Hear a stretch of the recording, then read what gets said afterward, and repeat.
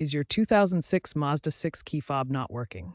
First, determine if it's a dead battery or immobilizer problem. A non-responsive fob usually means the battery is the culprit. Open the fob with a small screwdriver and replace the CR2032 battery, ensuring correct polarity. Use a multimeter to confirm the battery is outputting the proper voltage if unsure.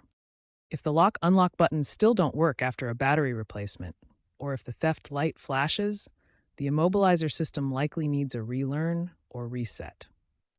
Remember, about 70% of key fob issues are battery-related. If battery replacement doesn't resolve the key fob issue, perform an immobilizer relearn or reset. Start with the DIY method. Insert the key into the ignition, turn it to on position for 10 seconds without starting the engine, then press the lock button on the fob. If that doesn't work, try alternative DIY approaches like cycling the ignition multiple times or disconnecting the vehicle battery for 5 to 10 minutes to reset the system. For professional assistance, take the vehicle to a dealer where they can use an integrated diagnostic system to reflash the engine control unit. Aftermarket universal fobs provide programmable options as a replacement for failing original fobs. If repeated relearns fail, a faulty transponder chip may require replacing the key from Mazda.